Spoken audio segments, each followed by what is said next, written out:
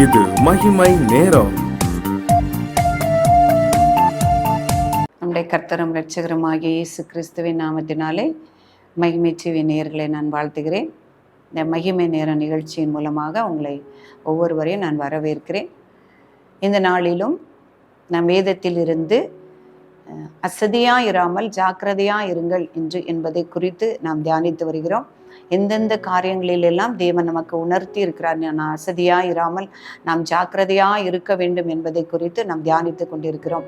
நாம் ஒருமைப்பாட்டை காத்துக்கொள்ள நாம் அசதியாக இருக்கக்கூடாது, ஜாக்கிரதையாக இருக்க வேண்டும் என்பதை குறித்து நாம் தியானித்தோம். இந்த நாளிலும் நம்முடைய வேலையிலே நாம் ஜாக்கிரதையாக இருக்க வேண்டும் என்று ஆண்டவர் சொல்கிறார். நீதிமொழிகள் 22 அதிகாரம் 29 தன் வேலையில் ஜாக்கிரதையாக இருக்கிறவனை நீ கண்டால் அவன் நீசருக்கு முன்பாக நில்லாமல் ராஜாக்களுக்கு முன்பாக நிற்பான். பிரியமானவர்களே, நாம் வேலையில் சொல்லும் பொழுது நமக்கு கொடுத்த எல்லா கடமை காரியங்களிலும் நான் உண்மை உள்ளவர்களாக காணப்பட வேண்டும். வேலைன்னு சொல்லும் பொழுது நான் வெளியே சென்று பார்க்கிற வேலை என்று அல்ல. நம் வீட்டில் இருந்தாலும் நமக்கு கொடுக்கப்பட்ட கடமை, நம்ம பணி செய்தால் நம்முடைய பணி, படிக்கிற பிள்ளைகளாக இருந்தால் நமக்கு கொடுக்கப்பட்ட படிப்புங்கிற வேலை, இந்த மாதிரி எல்லாம். அதே மாதிரி சுவிசேஷத்தை பிரசங்கிக்கணும், அது மாதிரி ஆவிக்குரிய பணிகள், கர்த்தருடைய காரியங்கள், எல்லா காரியங்களிலும் நம் உண்மையும் உத்தமமாய் நாம் இருக்கும் பொழுது நம்ம எப்படி இருப்போமா, நாம் நீசருக்கு முன்பாக நில்லாமல் ராஜாக்களுக்கு முன்பாக இருக்கணும். அப்போ தன் வேலையில் ஜாக்கிரதையா இருக்க வேண்டும் என்று ஆண்டவர் விரும்புகிறார். அதான் ராஜாக்களுக்கு முன்பாக நீர் உயர்த்தப்படணும் அப்படின்னு சொன்னா நம்முடைய வேலையில் நமக்கு கொடுக்கப்பட்ட கடமையிலே. அப்போ வேதத்தில் இருந்து நமக்கு அதிக கடமைகள் நமக்கு கொடுக்கப்பட்டிருக்கிறது. அந்த காரியங்களிலும் நான் உண்மை உள்ளவர்களாக காணப்பட வேண்டும். இயேசு சொல்லுகிறாரு, ஒரு ஓமையை சொல்லுகிறார். பரலோக ராஜ்யத்தை குறித்து ஒரு ஓமையை சொல்லும் பொழுது, தூர தேசத்துக்கு போகக்கூடிய ஒரு எஜமான் தன்னுடைய வேலைக்காரத்திலிட தன்னுடைய ஆஸ்திகள், தோட்டத்தை எல்லாத்தையும் விட்டுட்டு போறாரு. அவங்களுக்கு ஒருவன்கிட்ட 10 தாலந்து, ஒருவனுக்கு 5 தாலந்து, ஒருவனுக்கு 2 தாலந்தை கொடுத்து அவனை நான் வரது வரைக்கும் நீங்க இதை காத்து கொள்ளுங்க அப்படின்னு சொல்லும் பொழுது, 10 தாலந்து உள்ளவன் அதிகமாய் சம்பாதிச்சு கொண்டு உண்மையாய் உத்தமமாய் நடந்து தன்னுடைய எஜமானுக்கு அதை கொண்டு ஒப்புவிக்கிறான். அப்போ அந்த எஜமான் சொல்றாரு, நன்று உண்மை உத்தமமான ஊழியக்காரனே, நீ சிறிய வெற்றில் உண்மையாய் இருந்தாய், உன்னை பெரிய வெற்றிக்கு அதிகாரி ஆக்குவேன் என்று சொல்கிறார். அப்போ அதே மாதிரி நமக்கு ஒப்பு கொடுக்கப்பட்ட கடமையை நம்முடைய இந்த ஆண்டவரிடத்தில் நம்ம போகிறதுக்கு முன்பாக அதை உண்மை உத்தமமாய் செய்யும் பொழுதுதான் கர்த்தர் நம்மை அதை அங்கீகரிப்பார். இதே போல அந்த 1 தாலந்து உள்ள மனுஷன் தன் எஜமானை தவறாக எண்ணி அவன் என்ன சொல்றான்னா, நீர் கடின இருதயம் உள்ளவர்னு அறிஞ்சு நான் என்ன பண்ணேன், என்னுடைய பணத்தை நான் மண்ணில் புதைச்சி வச்சேன் அப்படின்னு சொல்லி கொடுக்குறாரு. அப்போ ஆண்டவர் அந்த எஜமானவனை சபிப்பதை நான் பார்க்குறோம். அதே போல தான் பிரியமானவர்களே, நமக்கு கொடுத்த கடமையை நாம் உண்மையும் உத்தமமாய் நாம் செய்யும் பொழுது கர்த்தருக்கு முன்பாக நாம் ஆசீர்வதிக்கப்பட்டவர்களாய் காணப்படுவோம். இந்த பழைய ஏற்பாடு புஸ்தகத்தில் நான் பார்க்கும் பொழுது யோசேப்பை குறித்து நம்ம வாசிக்கிறோம். அவன் அடிமையாய் போய் என்ன பண்ணா, வேலைக்காரனாக போத்திபார் அரண்மனையில் இருக்கும் பொழுது அவன் எல்லா காரியத்திலும் நான் இவ்வளவு வருத்தப்பட்டு அடிமையா இருக்கிறேனே என்று எண்ணாமல் எல்லா காரியத்திலும் அவன் உண்மையாய், கர்த்தருக்கு உண்மையாய் இருந்ததுனால அவன் காரிய சித்தி உள்ளவனாய் இருந்தான் என்று நாம் பார்க்கிறோம். கர்த்தர் அவனுக்கு அனுக்கிரகம் பண்ணி அவனுக்கு உதவி செய்கிறவராய், அவருக்கு இரக்கம் பாராட்டுகிறவராய், அவனுக்கு அனுகூலம் பண்ணுகிறவராய் இருந்தார். அதனால அந்த போத்திபார் பார்க்கிற இவன் செய்யக்கூடிய காரியம் எல்லாமே வாக்கிதான். ஆனா இவன் ஒரு அடிமை. அதனால தன்னுடைய வீட்டின் நிர்வாகம் எல்லாவற்றையும் அவனுக்கு கொடுக்கான் அப்படின்னு நம்ம பார்க்கிறோம். அவனுக்கு மறைவானது ஒண்ணுமே இல்லை, எல்லாம் எல்லாத்துக்கும் அதிகாரியாக அவனை வைத்தார் என்று பார்க்கிறோம். அதே போல திரும்பவும் அவன் சிறைச்சாலையிலே இருந்து அந்த பார்வோனுடைய அரண்மனைக்கு போகும் பொழுது கர்த்தர் அந்த சொப்பனத்தில் பதில் சொல்வதற்கான அந்த ஞானத்தை கொடுத்து அவன் எகிப்து நாட்டுக்கே அவன் அதிகாரியாக வைக்கப்பட்டான் என்று நாம் பார்க்கிறோம்.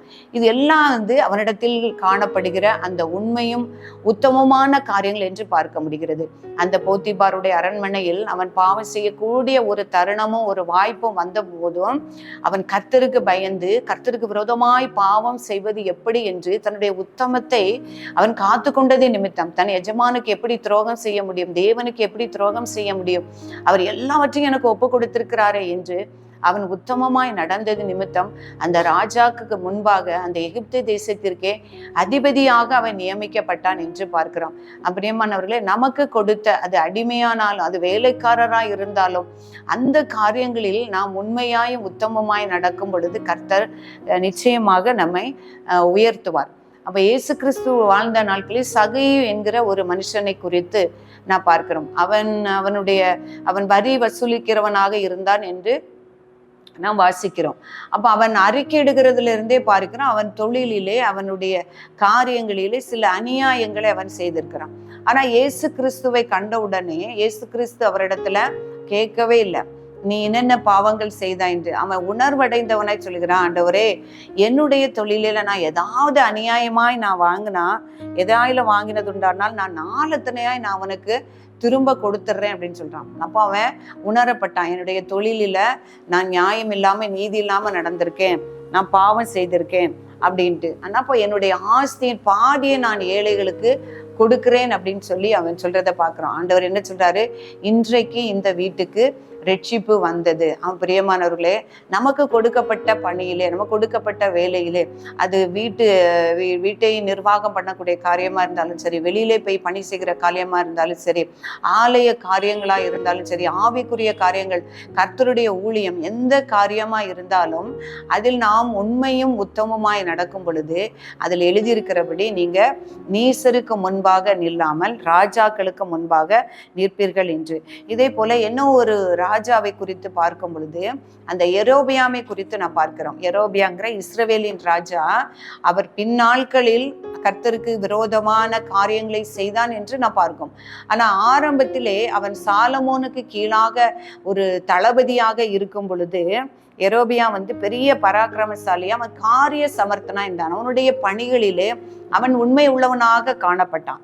அவன் 1 ராஜாக்கள் 11ஆம் அதிகாரம் 28ஆம் வசனத்திலே பார்க்கும் பொழுது அவன் பராக்கிரமசாலியா இருந்தான், காரிய சமர்த்தனான வாலிபன் என்று சாலமோன் கண்டு யோசேப்பு வம்சத்தாரின் காரியத்தை எல்லாம் அவன் விசாரிப்புக்கு ஒப்பு கொடுத்தான் என்று பார்க்கிறோம். இப்ப அநேகரை விசாரிக்கும்படியாக நீ கொஞ்சத்திலே நீ உண்மை உள்ளவனா இருந்தான், அநேகத்திலே உன்னை அதிகாரியா வைப்பேன் என்று இயேசு கிறிஸ்து அந்த ஓமையிலே சொன்னது போல நாம் உண்மை உள்ளவர்களாய் நாம் காணப்படும் பொழுது இந்த உலகம் அதற்கு தகுந்த பலனையோ அதற்கு தகுந்த ரிவார்டையோ நமக்கு தராட்டாலும் கர்த்தர் அதற்குண்டான பலனை தருவார். நம்மை நீசருக்கு முன்பாக நிற்க வைக்காமல் ராஜாக்களுக்கு முன்பாக நிற்க வைப்பார்.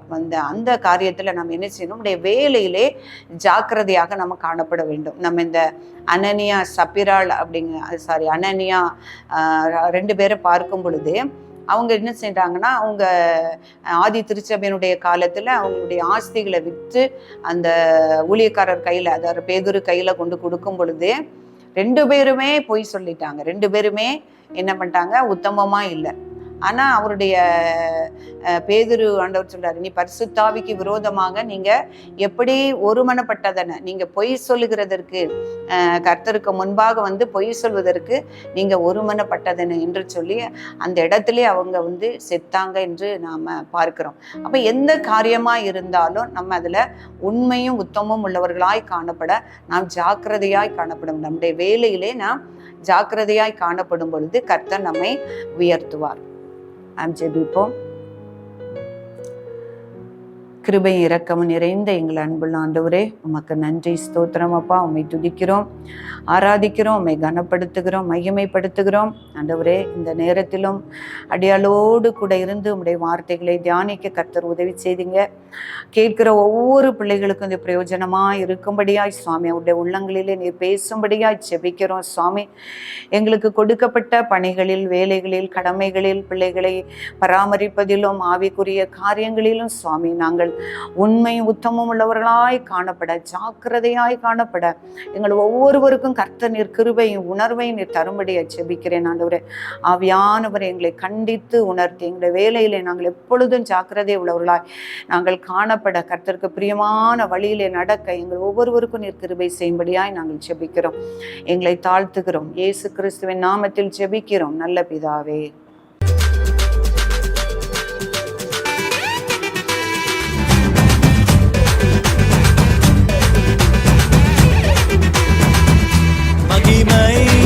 மகிமை